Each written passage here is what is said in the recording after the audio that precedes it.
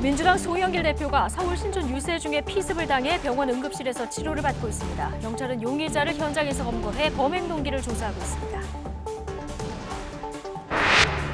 오는 9일 대선 본투표 날에는 코로나19 확진자와 격리자 모두 오후 6시 이후 일반인과 같은 방식으로 투표함에 직접 투표할 수 있게 됐습니다.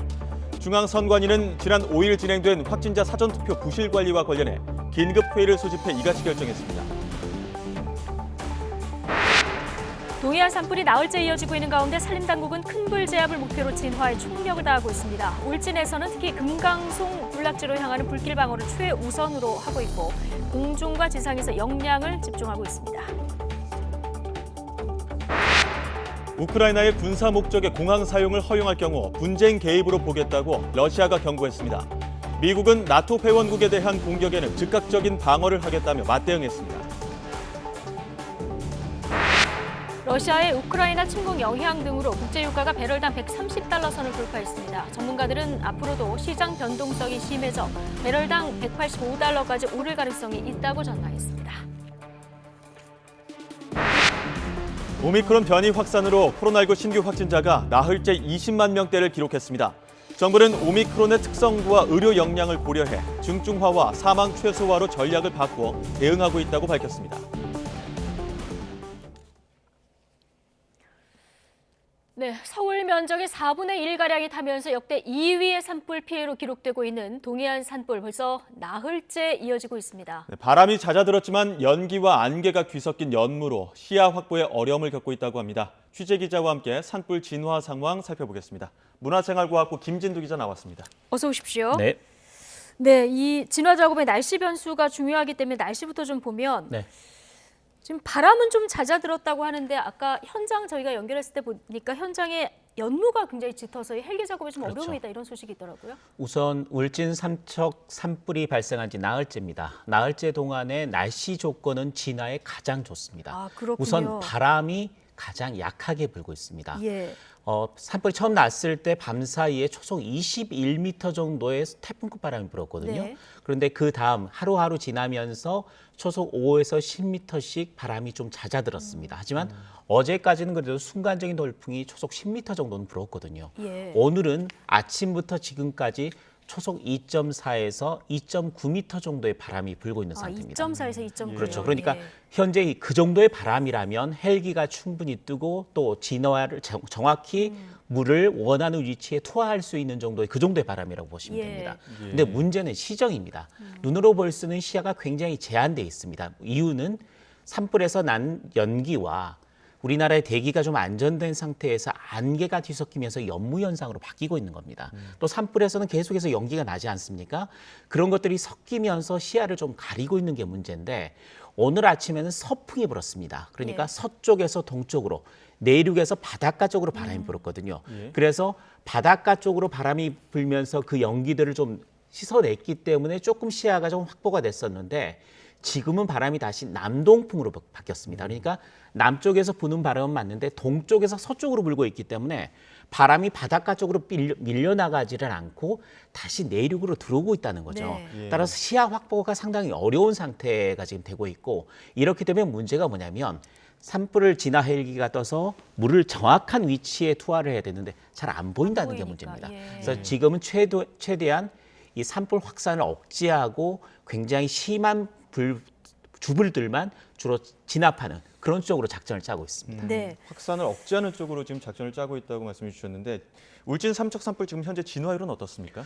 지금 우리가 산불을 봐야 되는 게 두 군데 아닙니까? 큰 곳이 강릉 동해 산불 위쪽이 있고요. 네. 지금 우리가 말하고 있는 울진 삼척 산불입니다. 그런데 울진 삼척 산불이 오늘 오전 9시에 산림청장이 직접 브리핑했을 때 진화율을 40% 정도라고 이야기했습니다. 그래서 오늘 중으로 진화를 목표로 하겠다라고 이야기했었는데 그게 약간 오늘 중으로 어려우면 내일 오전까지 진화를 완료하겠다라는 식으로 이야기를 했거든요. 그런데 지금도 제가 들어오기 전에 확인했을 때도 진화율이 40% 정도에 머물고 있습니다. 그러니까 완벽하게 진화를 하기가 어려운 상태고 최대한 불이 확산하거나 악화되는 걸 막고 있는 그런 상태라고 보시면 되겠고요. 다만 강릉 동해 산불 같은 경우 진화율이 90%입니다. 오늘 오전 역시 산림청장이 브리핑을 할 때 오늘 오전 중에 진화가 가능할 것이다라고 이야기를 했었는데 워낙 연기가 짙은 상태여서 완벽하게 진화를 하는 것을 조금 더 늦춘 상태입니다. 그래서 오늘 일몰 전까지는 완전 진화가 가능할 것이다라고 예상을 하고 있습니다. 예. 그런데 이 부분이 강릉 동해 산불의 진화가 다소 늦어지는 것이 울진 삼척 산불에도 영향을 주고 있습니다. 산림청장은 강릉 동해 산불이 빨리 진화가 된다면 그쪽에서 활용하고 있었던 산불 헬기를 울진 삼척 쪽으로 보낸다 그랬거든요. 예. 그래서 진화할 수 있는 산불 헬기가 많아지면 그만큼 진화가 빨라지기 때문에 그걸 기대했었는데 강릉 동해 산불의 진화가 다소 늦어지면서 예. 그 부분이 늦춰졌고 따라서 울진 삼척 산불도 오늘이 아니라 내일 오전까지 완전 진화를 목표로 하는 것으로 전략을 수정했습니다. 그렇군요. 한쪽이라도 빨리 진화가 돼야 인력을 그렇죠. 총동원할 수 있는 인력과 여기에 장비가 조금 다 그쪽으로 갈 수 있는 거죠. 그렇군요. 좀 차질이 생겼다 이런 얘기신데. 자, 아슬아슬한 순간들도 꽤 많았습니다. 그렇습니다. 어제는 금강송 군락지가 위험하다 이런 뉴스가 있었는데 지금 상황은 괜찮습니까? 금강송 군락지 쪽은 우리나라 산림 자원에서 굉장히 중요한 위치가 돼 있었고 예. 굉장히 좋은 소나무들이 거기에 다 분포를 하고 있는 상태였습니다. 어제 밤 상황이 가장 안 좋았고요. 군락지로부터 한 800m 정도까지 산불이 왔다가 최대 500m 앞까지 왔습니다. 그러니까 굉장히 위험한 상황이었는데 가용할 수 있는 인력 자원을 동원해서 방어선을 쳤고 결국 막았습니다. 그런데 오늘 오전엔 바람이 서풍으로 바뀌면서 불길이 반대 방향으로 이동을 한 거죠. 예. 그래서 위험한 고비는 완전히 넘어갔다. 그래서 금강송 군락지의 위험한 순간은 완전히 넘겼고 지금 상황은 바람 방향을 예의주시하면서 최대한 화선이나 화두가 금강선 쪽으로 움직여 오는 것을 최대한 막고 있는 그런 상황이다. 이렇게 보시면 됩니다. 네. 앞서 말씀하신 것처럼 가용 헬기가 지금 저 강릉 쪽에서 많이 움직이고 있기 때문에 울진 삼척은 아직까지는 진화율이 어느 정도 높아지지 않은 상황입니다. 헬기는 울진 삼척 쪽에 훨씬 많이 운영을 하고 있습니다. 운영을 워낙 하고 큰 있군요. 범위가 크기 때문에 많이 운영을 하고 있는데 강릉 동해 산불도 만만치 않게 범위가 크거든요. 그래서 이쪽이 53대 정도의 헬기를 운영한다면 저쪽에서는 20대 정도로 운영을 하고 있는 상황입니다. 그렇기 때문에 만일 강릉 동해 산불이 꺼진다면 그걸 완전 진화한다면 이 자원을 이쪽으로 옮겨올 수 있는 거죠. 그러니까 더할 수가 있기 때문에 네. 진화율이 상당히 높아질 수 있다. 이렇게 기대를 하고 있는 겁니다. 인력 운영 상황은 어떻습니까? 인력 운용이 지금 4,200명 정도가 울진 삼척에 지금 투입이 되고 있는 상태인데 예. 지금 나흘째 이어지고 있거든요. 그래서 주변의 산불 진화 대원뿐만이 아니라 군부대까지 다 동원을 한 상태에서 가용할 수 있는 자원을 총동원하고 있는 상태인데 마찬가지입니다. 자원, 헬기 자원과 마찬가지입니다.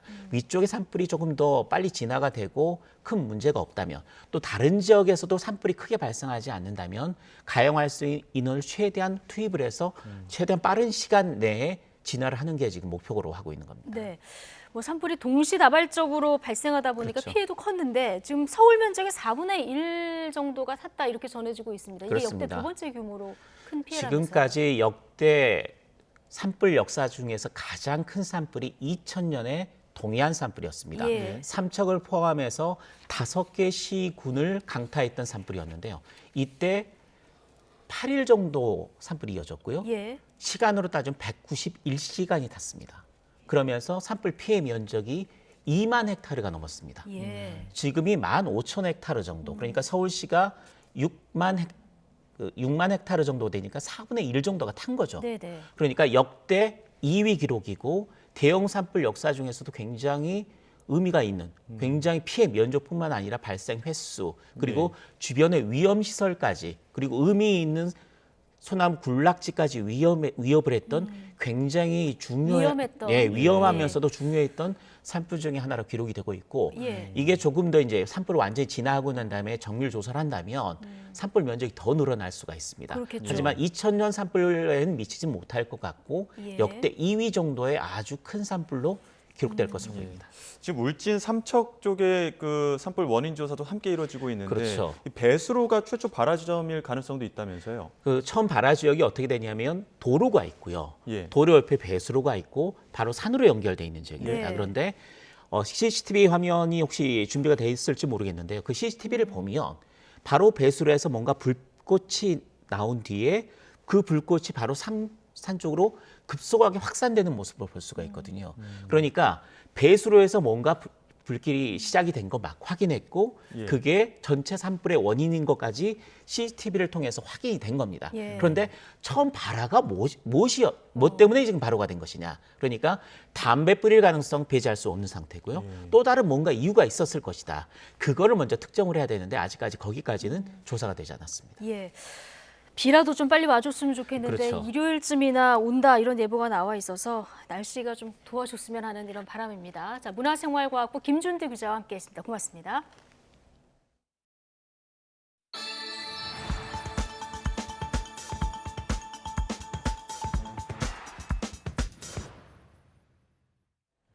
네, 지난 2011년 부산저축은행 불법 대출 사건 수사 당시 화천대유 대주주 김만배 씨가 박영수 전 특검과 윤석열 국민의힘 대선 후보를 통해서 대장동 개발 사업 브로커 수사를 막았다고 언급한 육성이 공개됐습니다. 네, 봐주기 수사 의혹에 실체가 없다던 윤 후보 해명과 배치되는데 대선을 코앞에 두고 파장이 커지고 있습니다. 나혜인 기자가 보도합니다. 뉴스타파 전문위원인 신항림 전 언론노조 위원장이 밝힌 김만배 씨 육성 녹음 시점은 검찰의 대장동 수사가 본격화하기 직전인 지난해 9월입니다. 김 씨는 당시 알고 지내던 신 전 위원장에게 2011년 부산저축은행 대출 브로커 조모 씨의 변호인으로 박영수 전 특검을 소개한 건 자신이라고 말했습니다. 당시 부산저축은행 사건은 대검찰청 중앙수사부가 수사했는데 과장이던 윤석열 후보에게 직접 부탁하기 어려워 윤 후보와 친분이 있는 박 전 특검을 붙였다고 했습니다. 제가 이렇게 수사받고 있는데 못 해주는데 형이 좀 해결해 주세요. 그래서 이제 윤석열이 과장, 조 남편이 주임 검사냐. 그래서 박영수를 소개해줘 내가. 김 씨는 지난해 11월 남욱 변호사가 검찰에서 진술했던 검사실 커피 일화도 언급했습니다. 박영수가 진단을 하더니 대검에서 부르면 가서 커피 한 잔 마시고 그래. 그러니까 진짜로 갔더니 커피 한 잔 주면서 너는 얘기 다 들었어. 그렇지 가 인마 이러면서 보내더래. 결국 당시 조 씨가 무혐의 처분을 받은 건 자신이 박 전 특검과 윤 후보를 통해 힘을 썼기 때문이라는 주장입니다. 윤석열이를 데리고 있던 애지 통했지 그냥 봐줬지. 그래서 부산저축은행 회장만 꼬리고 시키고. 이런 주장은 그동안 봐주기 수사 의혹을 전면 부인해온 윤 후보 해명과 배치됩니다. 근데 커피는 왜 사주셨어요? 그럼 왜 타주셨어요? 저는 그 사람 본 적이 없습니다. 네. 갖다 붙이려고 10년 전 것까지. 당시 무혐의 처분됐던 조 씨는 4년 뒤인 2015년 다른 검찰청에서 뒤늦게 기소돼 징역 2년 6개월을 확정받았습니다. 대장동 사업 초기 민영개발 시행사 측에 1,000억 원대 불법 대출을 알선하고 10억 원을 챙긴 혐의가 유죄로 인정됐습니다. 당시 대출금은 남욱 정영학 일당의 종잣돈 역할을 했고 조 씨는 지금도 282억 원을 배당받은 것으로 알려진 천화동인 6호의 실소유주 의혹을 받고 있습니다. 수사 무마 의혹이 불거진 뒤론 두문불출인데 지난해 검찰 조사에선 김 씨를 통해 박 전 특검을 소개받았고 주임검사실에서 커피를 마신 것도 맞지만 윤 후보를 만난 적은 없다고 진술했습니다. 박 전 특검 측은 너무 오래된 일이라 기억나지 않는다면서도 당시 조 씨는 참고인 신분이었고 청탁할 이유도 없을 뿐더러 검찰 특수부 관행상 사건 무마는 가능하지 않다고 주장했습니다. 이와 별도로 이번에 공개된 김만배 씨 녹취엔 대장동 개발 당시 성남시의 사업 설계에 김 씨가 불만이 컸다는 말도 담겼습니다. 잘 팔렸으면은 한 20명한테 팔기로 했었는데 천화동인 1호서부터 18호까지 해서 근데 안 팔렸지. 하나도 안 팔렸어. 저 너무 공모 조건을 성남이 자기네한테 유리하게 해서. 그러니까 이제 또 땅값 올라가니까 이재명 시장이 터널도 뚫어라, 배수지도 해라. 내가 욕을 많이 했지. 뉴스타파는 김 씨 말을 녹음한 신 전 위원장이 마지막까지 당사자에게 알리고 사실관계를 추가로 확인하려 노력했지만 접촉하지 못해 지난 4일 밤에야 파일을 제보했다고 밝혔습니다. YTN 나힌입니다. 국민의힘은 윤석열 후보가 부산저축은행 수사 당시 브로커를 봐줬다는 김만배 씨 녹취록에 대해 선거 막바지 민주당의 아니면 말고식 의혹 제기가 도를 넘었다고 강하게 비판했습니다. 이준석 대표는 오늘 확대 선거대책본부 회의에서 민주당 이재명 후보가 성남시장 시절일 때 벌어진 일로 구속된 김만배 씨 입을 통해 사건이 변주되고 있고 이 후보가 이를 퍼뜨리고 있다며 이 후보 수준에 맞는 적반하장이라고 말했습니다. 이 대표는 윤 후보가 당선되면 무능하고 부패한 당시 성남시장과 법조 브로커가 엄중 처벌될 가능성이 높다 보니 이들이 연대하고 있다며 정의 구현을 위해서는 꼭 투표해야 한다고 강조했습니다.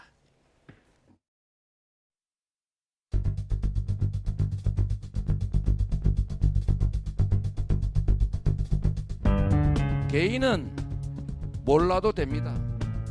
뭐 모르는 게 자랑일 수도 있습니다. 그러나 대통령이 될 사람이 국정을 모르고 경제를 모르는 것은 자랑이 아니라 이 나라를 위기에 빠뜨리는 죄악이다. 동의하십니까, 여러분? 이 머슴이 머리가 좀 나쁘고 뭘 잘 몰라도 자나깨나 주인 잘 모실 생각만 하면 잘 모실 수 있습니다. 그 머리 좋고 꽤 많은 사람들, 경험 많은 사람들이 야근수 쓰면 주인 뒤통수 칩니다. 아무 필요도 없는 사드 사겠다고 1조 5천억 쓰겠다. 공연히 북한에 선제 타격한다고 괜히 쓸데없이 큰 소리만 뻥뻥 쳐서 결국은 갈등을 유발하지 않습니까? 이런 상황에서 외국인들이 믿고 투자하겠습니까? 오히려 철수 안 하면 다행이겠죠. 사람이 아무리 뭐 머리가 나빠도 28번을 실수할 수 있겠습니까? 이게 자가 보유자, 자기 집을 가진 사람이 많아지면은 사람들이 보수화되기 때문에 민주당을 안 찍는다는 거예요. 그래서 집을 시장에 공급이 제대로 안 되게 민간이 주택을 짓기 어렵게끔.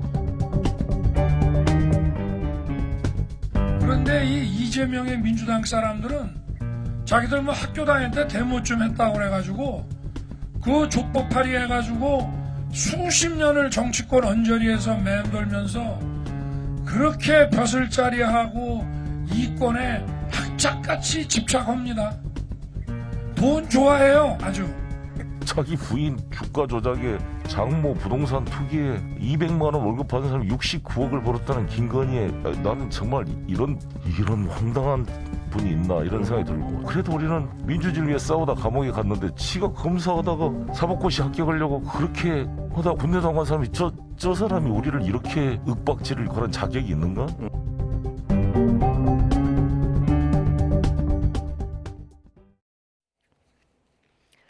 네, 자 20대 대통령 선거 이제 이틀 앞으로 다가왔습니다. 막판 치열한 유세전 속에 사전투표율 역대 최고치를 찍었죠.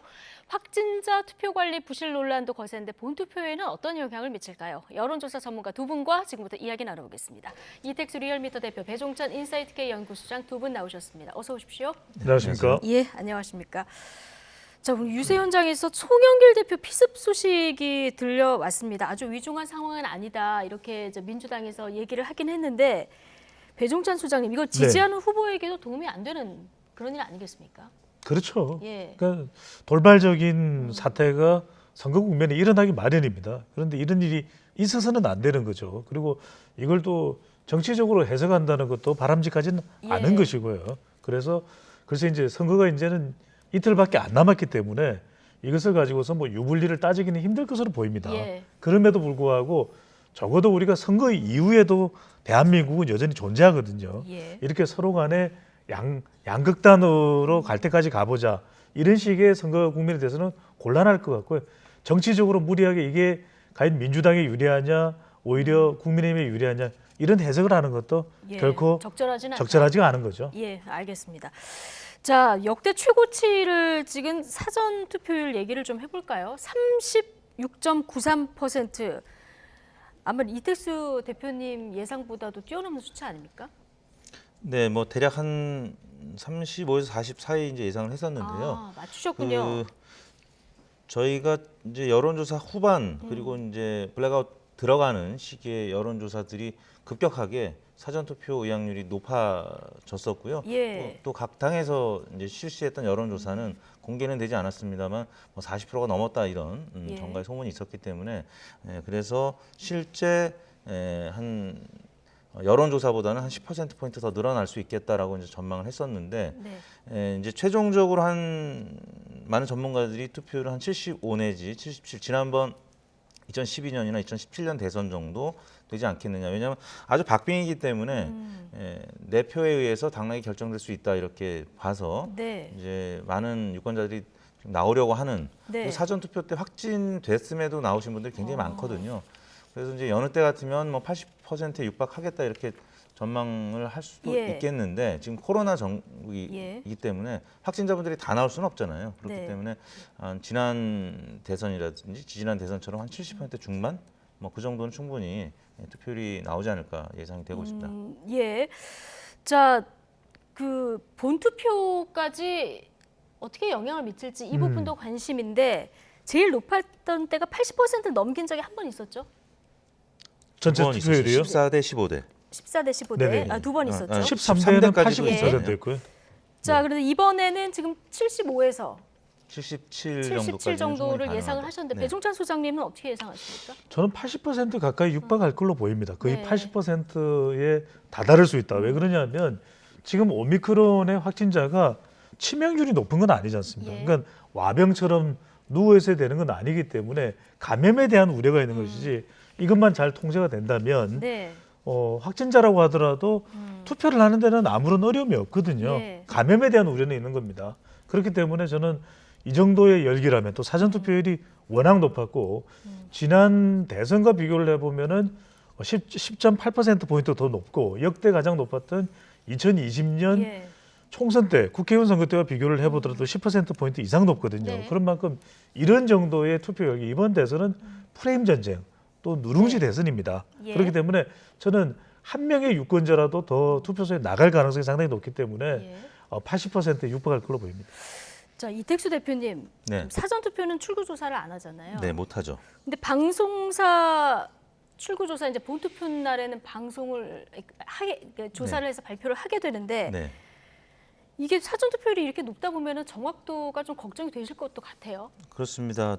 본투표 때는 대략 만약에 7% 정도로 전제를 한다라고 하면 지금 37%가량 했기 때문에 본투표 때 40% 정도가 한다는 얘기잖아요. 네. 그러면 뭐 절반에 가까운 37% 사전 투표자들은 설문조사를 못했기 때문에 출구조사를 못했기 때문에 이 조사는 블랙아웃 기간 동안에 전화조사로 대체를 하게 됩니다.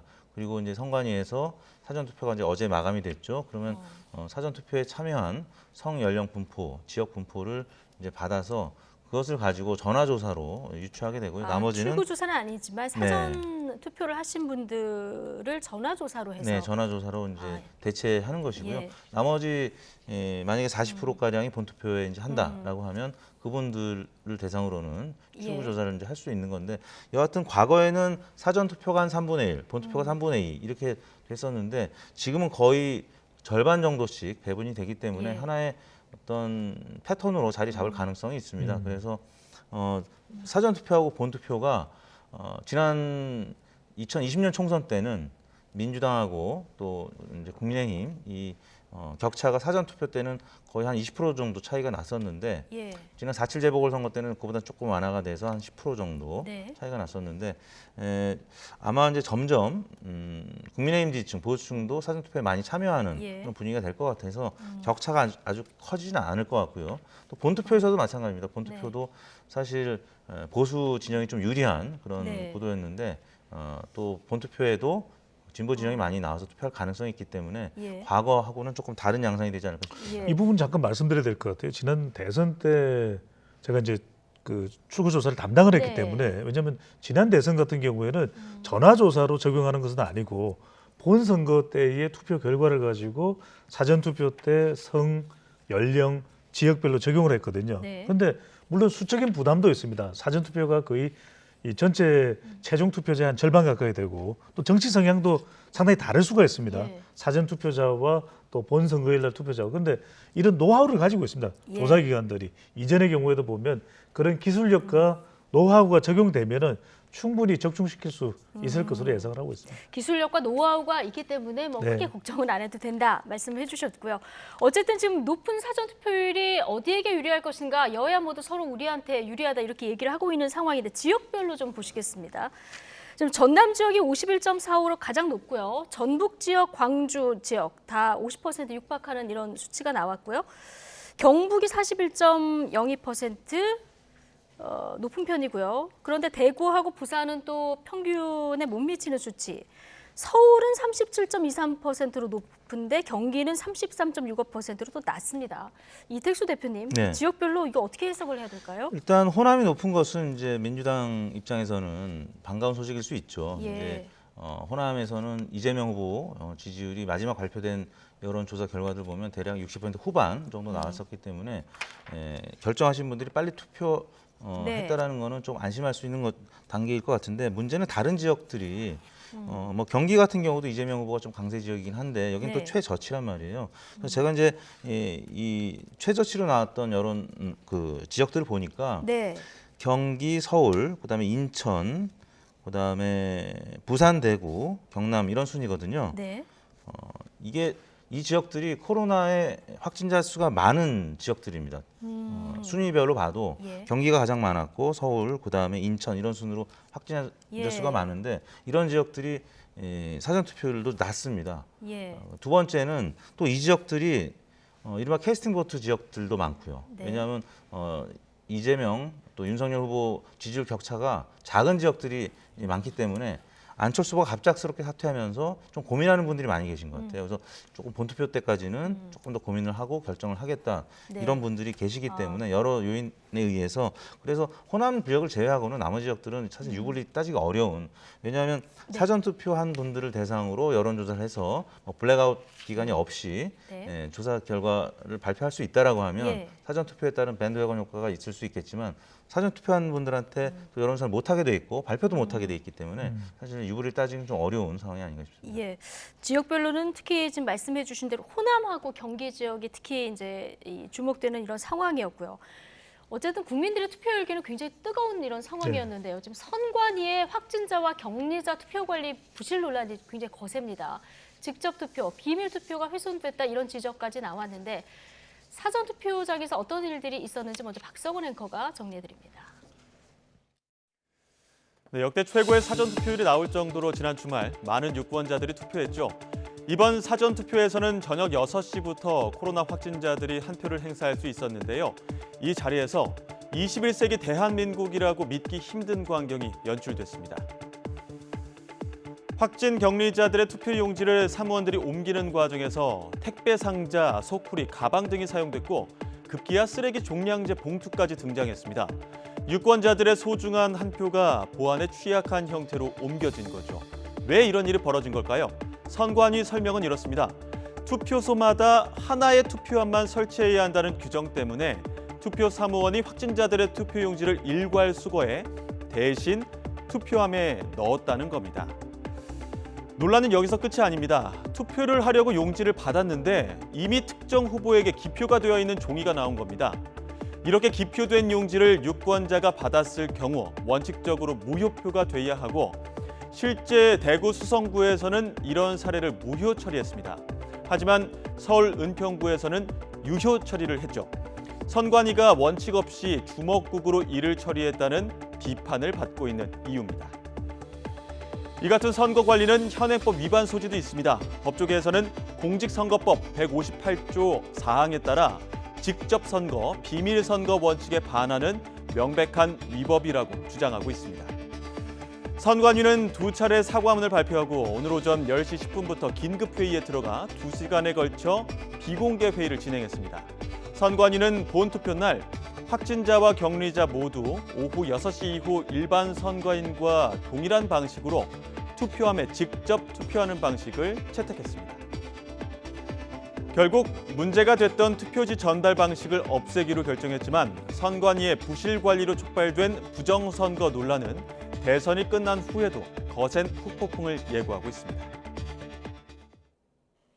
네, 자 투표 용지를 걷는 과정에서 쓰레기 봉투, 라면 상자 다 등장했고 일부 투표소에서는 이미 다른 사람이 기표한 투표용지가 봉투 안에 들어있는 이런 상황도 있었습니다. 더군다나 이게 유효표냐 무효표냐 이 판단도 지역별로 다르다 보니까 정말 대혼란이었는데 자, 상황이 이렇다 보니까 초박빙 결과가 만약에 나온다면은 후보들은 아니더라도 지지자들 사이에서 이 불복 논란 가능성도 좀 있지 않을까 우려도 돼요. 선거 후에도 예. 그런 논란이 있을 수가 있는 것이고 선거 이전에도 영향을 줄 수가 있거든요. 왜냐하면 대체로 여론조사를 해서 언제 투표할지 물어보면 이재명 후보 지지자들은 사전 투표를 네. 또 윤석열 후보 지지자들은 대체로 본선거일날 투표하겠다라고 하는 의견들이 많았었거든요. 네. 확인을 해보면 그렇다면 이것 자체가 사전 투표 조작설 논란이 불거질 수밖에 없는 것입니다. 그러니까 중앙선거관리위원회가 미리 이것을 충분히 리허설을 통해서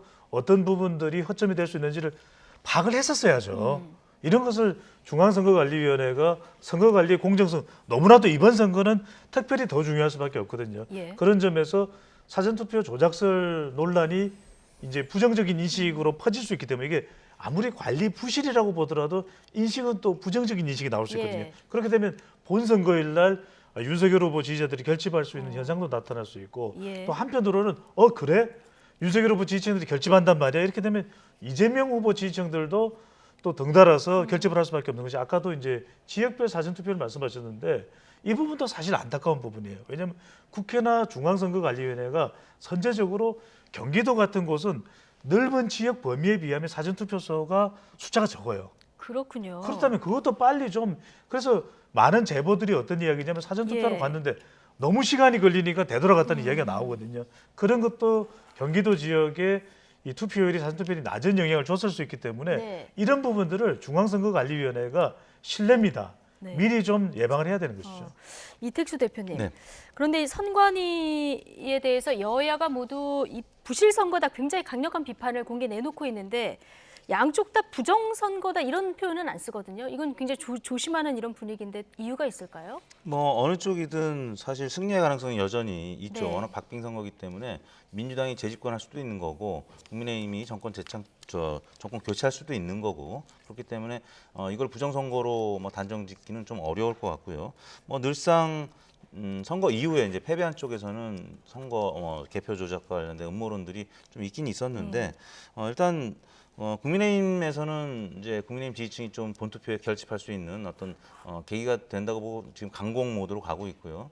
네. 민주당에서도 지금 선관위에 굉장히 강력 항의를 하고 있습니다만 속으로는 좀 곤혹스럽죠. 여당 입장에서 특히 이제 사전 투표에 많은 기대를 했던 민주당 입장에서는 이런 불미스러운 일이 있었다라는 점에서는 여당이기 때문에 책임감을 느낄 수밖에 없고 그런데 또 가만히 있자니 또 지금 선거 막판에 캠페인에 또 악재로 작용할 수 있기 때문에 민주당 지도부라든지 또 행안위원장을 맡고 있는 여당 의원이라든지 지금 선관위를 많이 질타를 하고 있는 그런 모습들을 보이고 있는 것 같습니다. 네.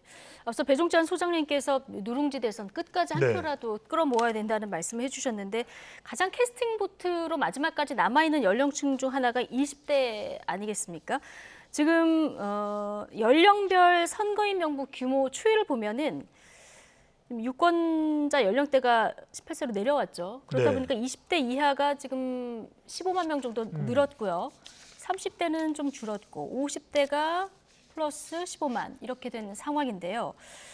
자, 2030 여성 표심 잡으려는 움직임이 최근에 활발합니다. 이전에는 이제 남성 표심 잡기에 주력했다면 이제는 이제 남은 20대 여성 표심 잡기가 활발한데 최근에 이재명 후보가 그 불꽃 추적단의 박지원 씨 여성의 부위원장으로 영입하지 않았습니까? 네. 이 효과가 어느 정도 있을지 하고 윤석열 후보는 최근 맘카페에 엄마들 표심을 겨냥한 어떤 보육, 공약, 영상 이런 것들을 올리기도 했거든요. 그 2030 여성들 표심 최종적으로 어디로 갈 거라고 예상하십니까? 어느 한쪽으로 가게 될지 또는 나누어질지는 알 수는 예. 없습니다. 하지만 그만큼 2030 여성의 표심이 중요해졌다. 사실은 더 우리가 좀 추적을 해보면 30대, 40대, 50대 여성 그러니까 네. 우리 방송을 대선 캠프나 선대위나 후보들도 봤다는 거죠. 예. 그 부분을 우리 더 뉴스를 통해서 얼마나 강조를 했습니까? 예. 30대, 40대, 50대 여성 그런 이유가 있습니다. 왜냐하면 이번 대선이 유독 2030 세대의 젠더 대결 구도가 됐어요. 예. 20대, 30대 남자 2대 남, 3대 남은 이준석 대표가 견인해서 윤석열 후보 지지 쪽으로 갔고 그렇다면 남아있는 유권자들이 2030 여성 표심이 되거든요. 예. 그럼 이들이 어느 후보 쪽으로 옮겨갔을 때 집단 투표를 하는 경우 여기에 덧붙여서 40대, 50대 여성 표심까지 예. 그러면 대선의 결과가 달라지는 겁니다. 그러니까 이번 대선은 M 여중이 중요하다. MZ세대 여성 중도층인데 더 좁혀봤더니 마지막 이제 이틀 남았습니다. 아직까지도 30대, 40대, 50대 여성들은 표심을 좀 미루고 있거든요. 결정을. 예. 그렇기 때문에 이들에게 공을 들이는 전략과 노력이 끝까지 나타난다고 봐야죠. 예, 이택수 대표님. 네. 그 여론조사 공표 기간 직전에 조사한 가장 마지막 리얼미터 기준으로 봤을 때 18세에서 29세 여성을 보면은 추이가 이재명 후보 쪽으로 좀 모이고요. 네. 30대는 또 윤석열 후보 쪽으로 모이는 이런 흐름을 볼 수 있거든요. 네. 정말 어떻게 될까요? 지금 이제 2대남, 2대녀 그리고 예. 그 윗세대인 30대 남성, 30대 여성 이렇게 총 4가지 분류를 한다라고 하면 지금 확실히 이재명 후보 쪽으로 쏠린 계층은 2대녀입니다. 20대 예. 여성층은 오래전부터 이재명 후보를 지지하는 비율이 높고요. 나머지 2대 남이라든지 30대 남성, 30대 여성 다 윤석열 후보가 오차범위 내 조금 앞서는 그런 결과들이 나오고 있기 때문에 이재명 후보는 이대녀들을 위한 더 이제 집중적인 집도끼를 이제 사수하려고 하는 것이죠. 그리고 또 이대 남 같은 경우도 스윙 보터 입장에서 예. 1번 남, 2번 남 뭐 이런 식으로 좀 갈라치기해서 20대 남성들의 지금 구애를 하고 있는 거고 지금 윤석열 후보 같은 경우는 최근에 이제 온라인 맘카페 같은데 이제 엄마들의 표심을 겨냥한 보육 공약들을 지금 내세우고 있거든요. 그런 쪽에서 좀 상대 진영까지 더 넘어보는 예. 뭐 이런 윤석열 후보의 노력도 보이는데 그만큼 20, 30대가 최근 발표된 마지막 여론조사에서 좀 출렁거림이 있었습니다. 40, 예. 50대는 이재명, 50, 60 그러니까 60대 이상은 또 윤석열 후보 이렇게 어느 정도 고차가 돼 있었는데 20, 30대가 스윙보터다 보니까 뭐 이런 전략들이 나오고 있는 것 같습니다. 예. 자, 이틀 뒤면 이제 본투표가 진행이 되는데요. 최종 이들의 표심이 어디로 갈지 좀 지켜보도록 하죠. 이택수 리얼미터 대표, 배종찬 인사이트K 연구소장 두 분과 함께했습니다. 고맙습니다. 네, 감사합니다.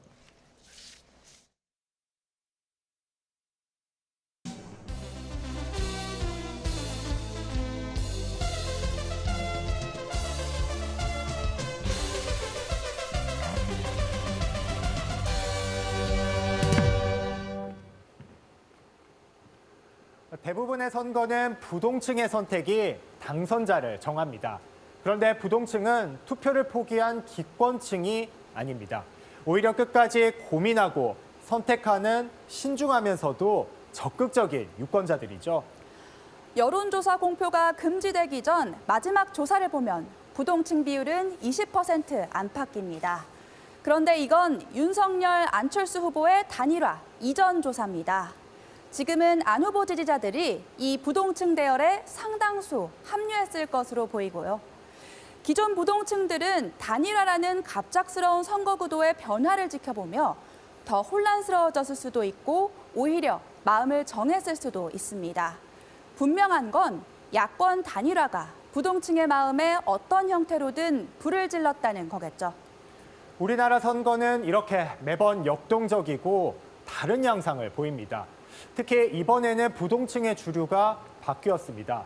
과거와는 달리 소득 수준이나 지역, 성별이 아닌 연령대, 즉 세대가 부동층의 키워드입니다.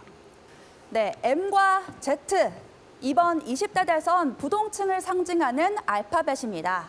먼저 M을 볼까요? 새천년이라는 뜻의 밀레니얼의 머리글자를 따왔습니다. 1982년에서 1997년 사이에 태어나서 2000년대 들어 성인이 된 연령층입니다. Z는 특별한 의미가 있는 건 아닙니다. 다만 X세대의 기원을 둔 알파벳 순 세대론의 마지막 주자라는 뜻입니다. 1998년 이후에 태어났습니다. 과거 2030 젊은 세대는 진보 성향으로 분류됐습니다. 하지만 민주화는 이뤄졌고 그 주역이었던 세대는 이제 4050이 됐죠. 지금의 청년들이 과거와는 달리 뚜렷한 정치 성향을 보이지 않는 건 시대 흐름에 따른 어쩌면 당연한 변화인지도 모르겠습니다. 그렇다고 해서 M과 Z를 하나로 묶기에는 그 간극이 너무 큽니다. 나이로만 볼까요? 유권자 기준으로 보면 만 18세와 40세, 무려 20살이 넘는 차이입니다. 나고 자란 시대와 환경이 다르다 보니 관심사도 다릅니다. M세대의 관심사, 부동산이 압도적입니다. 20대 후반에서 40대 초반까지 가정을 꾸려야 하고 자산 형성에도 관심이 많을 시기라 그렇겠죠. Z세대의 최대 관심사는 부동산이 아니라 일자리입니다. 취업이라는 좁은 문 앞에서 고민하는 예비 사회인들이 대부분이기 때문입니다. 특히 M세대는 배우자를 만나서 가정을 꾸리고 싶어 하지만 Z세대의 과반 이상은 결혼에도 이렇게 부정적입니다. M과 Z, 이들을 위한 정책도 당연히 다르게 짜야겠죠. 그런데도 정치권이 M과 Z를 하나로 묶어서 다른 세대와 분리하고 그 안에서도 이대남, 이대녀로 세대를 가르는 이유, 이 세대론을 이용한 득표 전략, 정치공학 때문입니다. 지역주의와 다름없는 우리 정치의 병폐입니다. 기성세대와 청년세대의 갈등을 부각시키기 위해서 기성세대 반대급부로 이 MZ세대라는 관념을 가지고 왔다고 생각을 해요. 지역의 경제를 성장시켜주겠다는 식으로 지역 주민들의 욕망을 선전선동해서 표를 얻고자 했던 부패 정치가 사실은 이대남 이대녀 프레임에서도 되살아나고 있는 것 아니냐.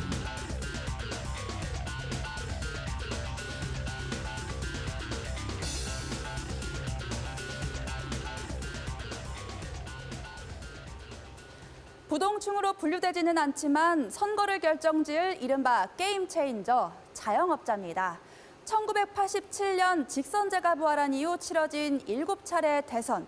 예외 없이 자영업자가 가장 선호했던 후보가 당선됐습니다. 1987년 대선에서 자영업자는 노태우 전 대통령을 선택했습니다.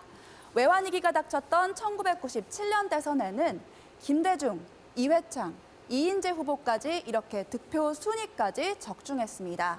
2012년 대선 자영업자의 지지 없이는 박근혜 전 대통령의 청와대 입성은 불가능했을 겁니다. 그렇다면 이번 대선은 어떨까요? 여론조사 추이만 보면 자영업자들은 1번과 2번 사이에서 갈팡질팡하는 모습입니다. 지난해 11월만 해도 국민의힘 윤석열 후보가 더불어민주당 이재명 후보를 크게 앞섰지만 석 달 동안 엎치락 뒤치락 하더니 결국 순위가 뒤바뀌었습니다. 또 다른 여론조사를 한번 볼까요? 그래프 정도의 차이는 있지만 결과는 마찬가지였습니다.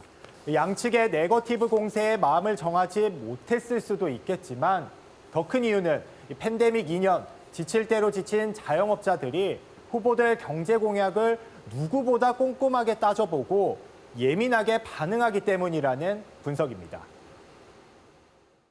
코로나로 인해서 경제적 이해관계에 제일 많이 관련이 되어서 다른 선거보다도 더더욱 민감하게 반응을 하고 그것이 여론으로서 지금 드러나고 있다. 여론 주도층적인 성격을 갖고 있습니다. 그렇다면 투표를 아예 포기한 기권층은 어떨까요? 투표하지 않겠다는 기권층에게 그 이유를 물었더니 마음에 드는 후보가 없어서 그렇다는 응답이 무려 55%를 넘었습니다. 역대 대선과 비교하면 비교 불가능한 사상 최고 수치입니다.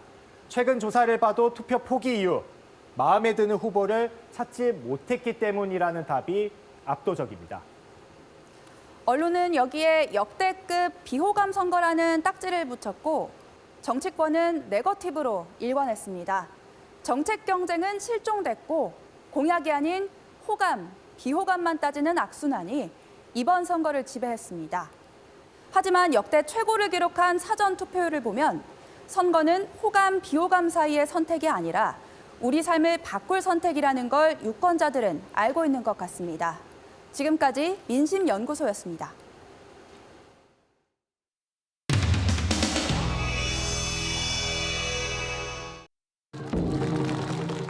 안철수 후보께서는 이 단일화로 사퇴를 하셨지만 이것은 철수한 것이 아니라 정권 교체해서 더 좋은 나라로 만들기 위해 진격하신 겁니다.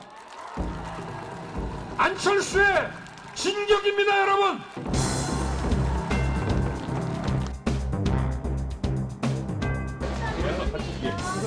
천천히 잠깐 넣는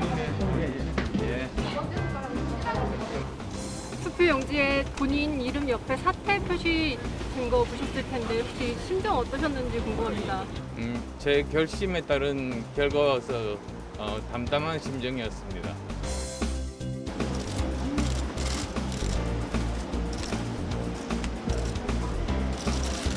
최근의 정치 상황 변화와 관계없이 정치 제도 개혁을 통한 정치 교체, 이념과 진영을 뛰어넘는 실용적 국민 통합 정부를 흔들림 없이 계속 추진해 가겠습니다. 야합이 국민을 이길 수 없습니다, 여러분! 국민들이 저 야합을 심판하면서 역풍이 불고 있습니다, 여러분! 맞습니다.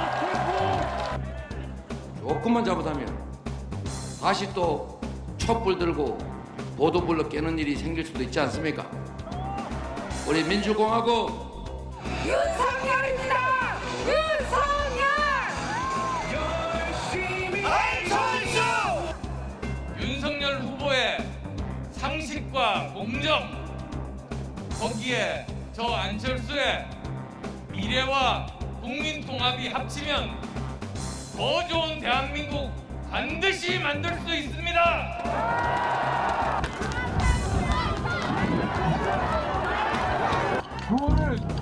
구호를 이렇게 바꾸시죠. 윤석열! 윤석열!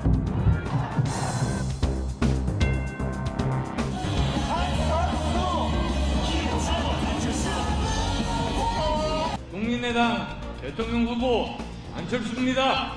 2호 4번 홈런 타자 4번 타자 안철수입니다. 화이팅입니다! 윤석열! 안철수! 안녕하십니까? 정권 교체를 위해서 단일화를 결심한 안철수입니다. 안철수! 단비 소식이 간절한 요즘입니다. 동해안 지역에는 나흘째 산불이 이어지고 있고요. 울진과 삼척에는 산불경보 심각 단계가 발령 중입니다. 그 밖에 내륙에서도 건조특보가 확대 강화하고 있는데요. 비 소식은 다가오는 일요일쯤 있기 때문에 그전까지 추가적인 화재가 발생할 위험이 무척 큰 상황입니다. 산림 주변에서는 흡연을 금지해 주시고 논밭두렁에서 쓰레기 소각도 철저하게 금지해 주시기 바랍니다. 등산하시는 분들은 화기를 소지하지 않는 등 어느 때보다 화재 예방에 힘써 주시기 바랍니다. 내일도 하늘에는 구름만 가끔 지나겠고 먼지 걱정은 없겠습니다. 내일 아침 기온은 오늘과 비슷하거나 조금 높겠고요. 낮 기온은 서울 12도, 대구는 16도까지 올라서 오늘보다 포근하겠습니다. 날씨였습니다. 네, 더 뉴스 마치겠습니다. 고맙습니다.